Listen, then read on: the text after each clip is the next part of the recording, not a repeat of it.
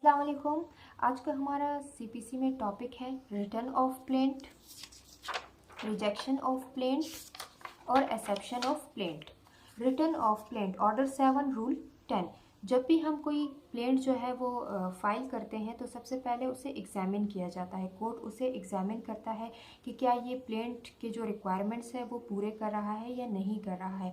Return of plaint कब अदालत जो है वो प्लेंट को रिटर्न करती है, यानी कि वापस करती है प्लेंटिफ को ही।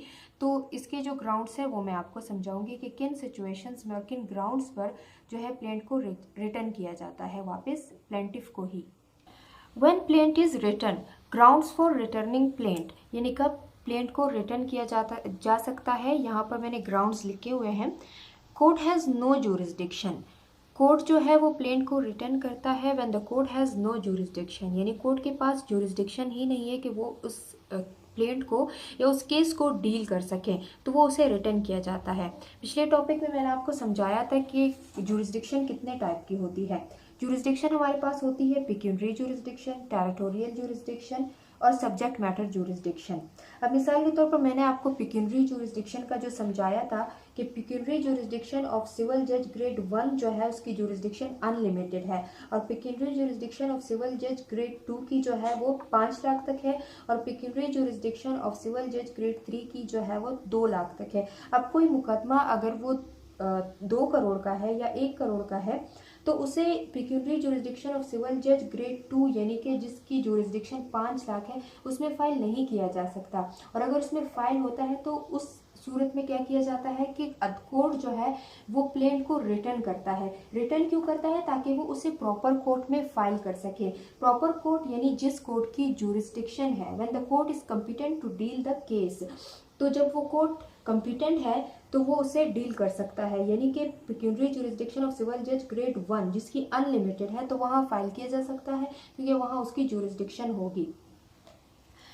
जुरिस्डिक्शन ये तो थी हमारी पिक्यूनरी जुरिस्डिक्शन। इसके अलावा मैंने आपको समझाई थी कि टेरिटोरियल जुरिस्डिक्शन। टेरिटोरियल जुरिस्डिक्शन यानी कि इलाकाई, जैसे कि एक प्रॉपर्टी है जिस कोर्ट के इमूवेबल प्रॉपर्टी है तो वो जिस कोर्ट के जुरिस्डिक्शन में आती है उसी कोर्ट में तो वो उसके मुकदमा चल सकता है। तो अब अगर कोई ऐसी प्रॉपर्टी है जो कोर्ट के जुरिस्डिक्शन में ही नहीं आती लेकिन प्लेंट फाइल किया जाता है उस कोर्ट में जिसकी जुरिस्डिक्शन में वो प्रॉपर्टी आती ही नहीं है, तो इस ग्राउंड पर जो है कोर्ट इस प्लेंट को रिटर्न कर सकता है। इसको रिटर्न क्यों करेगा? ताकि वो उसको प्रॉपर कोर्ट में जिस कोर्ट के जुरिस्डिक्शन में वो प्रॉपर्टी आती है उसमें फाइल कर सकें। इसके अलावा है सब्जेक्ट मैटर जुरिस्डिक्शन, जैसे कि सिविल कोर्ट्स के अलावा बहुत सारे कोर्ट्स बने, जैसे सर्विस ट्रिब्यूनल कोर्ट्स बने, लेबर कोर्ट्स बने, और इसके अलावा लैंड रेवेन्यू के जो मैटर्स डील करते हैं अलग कोर्ट्स बने, सबके लिए अलग अलग। अब सरकारी मुलाजमीन के मुकदमे जो है वो सिविल कोर्ट्स में तो नहीं चल सकते, और अगर ऐसा कोई मुकदमा फाइल भी किया जाता है तो इस सूरत में इस ग्राउंड पर उसे रिटर्न किया जाता है ताकि जो सरकारी मुलाजमीन के जो मुकदमे हैं वो सर्विस ट्रिब्यूनल में फाइल किए जाए, क्योंकि यहाँ पर उसकी जुरिस्डिक्शन नहीं है तो सरकारी मुलाजमीन के जो मुकदमे हैं वो यहाँ पर नहीं चल सकते। इस तरह लेबर कोर्ट्स बने, तो अभी अगर इनका कोई ऐसा मैटर है कोई वो है तो वो लेबर कोर्ट्स में ही फाइल हो सकता है, ना कि वो सिविल कोर्ट में फाइल किया जाएगा। 3 टाइप्स की जो जुरिस्डिक्शन थी, तो यहाँ पर अगर कोर्ट की जुरिस्डिक्शन नहीं है तो इन सिचुएशन में इन ग्राउंड्स पर रिटर्न किया जाता है प्लेंट को ताकि वो उसे प्रॉपर कोर्ट में फाइल कर सके। Time for returning plaint, the plaint may be returned at any stage of the suit and even in appeal or revision। Plaint कब रिटर्न किया जा सकता है? At any stage of the suit and even in appeal और revision में भी ये return किया जा सकता है। Principle of res judicata, principle of res judicata यहाँ पर अप्लाई नहीं होगा। रेस जुडिकाटा क्या है ये मैं आपको नेक्स्ट लेक्चर में इसका एक अलग टॉपिक है तो वो मैं आपको समझाऊंगी, लेकिन यहाँ फिलहाल मैं इतना समझा दूँ कि रेस जुडिकाटा जब एक केस डिसाइड हो चुका है तो दोबारा उसी सेम काज ऑफ एक्शन को लेकर और सेम पार्टीज को लेकर दोबारा हम सूट फाइल नहीं कर सकते। तो यहाँ पर no fresh suit is barred, तो यहाँ पर जैसे कि मैंने कहा कि principle of res judicata apply नहीं होगा। No fresh suit is barred यानी कि प्लेंटिफ जो है वो नया सूट फ्रेश सूट फाइल कर सकता है विद अमेंडमेंट्स, यानी कि amendments can be made in the suit. कुछ अमेंडमेंट्स अगर वो सूट में करना चाहता है तो वो कर सकता है, यहाँ पर कोई बार नहीं है। प्रिंसिपल ऑफ रेस जुडिकाटा यहाँ पर अप्लाई नहीं होगा।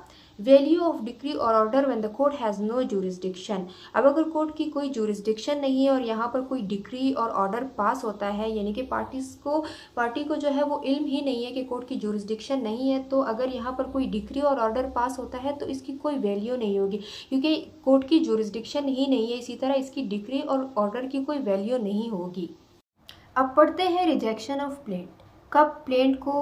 कब जो है कोर्ट प्लेंट को रिजेक्ट करता है। Ground for the rejection of plaint when there is no cause of action, यानी कि जब काज ऑफ एक्शन ही नहीं है तो प्लेंट को रिजेक्ट किया जाता है। काज ऑफ एक्शन क्या है? The term cause of action refers to the ground on the basis of which plaintiff ask for a favorable judgment. It is bundle of facts which have been alleged by the plaintiff in the plaint. Cause of action क्या होता है? ये एक वजह होती है जब हम कोई प्लेंट जो है कोई सूट फाइल करते हैं। अब अगर कोई वजह ही नहीं है सूट फाइल करने की, केस करने की कोई वजह ही नहीं है, तो फिर या फिर वो काज ऑफ एक्शन लिखा ही नहीं गया है प्लेंट में, तो इस बिना पर कोर्ट क्या करती है? रिजेक्ट कर देती है। सेकेंड है when the suit is not properly stamped, यानी कि सूट को प्रॉपरली स्टैम्प्ड नहीं किया गया है। जब हम कोई प्लेंट फाइल करना चाहते हैं तो उस पर स्टैम्प्स लगते हैं, और ये स्टैम्प्स जो होते हैं डिफरेंट प्राइजेस के, जैसे 100 का भी होता है, 20 का भी होता है, 15 का भी होता है। तो जब ये स्टैम्प नहीं लगे होते हैं तो उसे रिजेक्ट किया जाता है। जैसे सिविल केस है तो सिविल केस पे जो है वो 15 रुपये का जो है वो स्टैम्प लगता है मिसाल के तौर पर, या फिर वो कोई नादरा का केस है तो उस पर 15 से कम या उससे ज़्यादा लगता है। तो अगर वो प्रॉपरली स्टैम्प्ड ही नहीं है तो उस बिना पर उसे रिजेक्ट किया जाता है। थर्ड है when the suit is under valued, यानी कि सूट अंडर वैल्यूड है। यहाँ पर when the suit is under valued, if the amount of compensation that is being demanded by the plaintiff is lesser than the requisite, the plaint can be rejected। यानी कि जो plaint में जो relief claim किया गया है, जो demand की गई है वो कम है। It is lesser than the requisite, यानी जितनी कोर्ट की रिक्वायरमेंट है वो उससे बहुत कम है। जो रिलीफ क्लेम किया गया है प्लेंट में वो कम है, कोर्ट की रिक्वायरमेंट जितनी कोर्ट की रिक्वायरमेंट है उससे कम है। फॉर एग्ज़ाम्पल अगर 500 रुपये के लिए कोई मुकदमा करता है तो वो जो है वो सफिशेंट नहीं है, मतलब उस पर आप सूट फाइल नहीं कर सकते कि 500 रुपये है या 1000 है या फिर 2000 है, तो वो बहुत ही कम है, कोर्ट की रिक्वायरमेंट से बहुत कम है। तो इसे कहते हैं when suit is under valued. When the suit is barred by any law, तो जब सूट बार्ड है बाय एनी लॉ तो उसे भी रिजेक्ट किया जाता है। When the suit is barred by any law, इसका मतलब क्या है?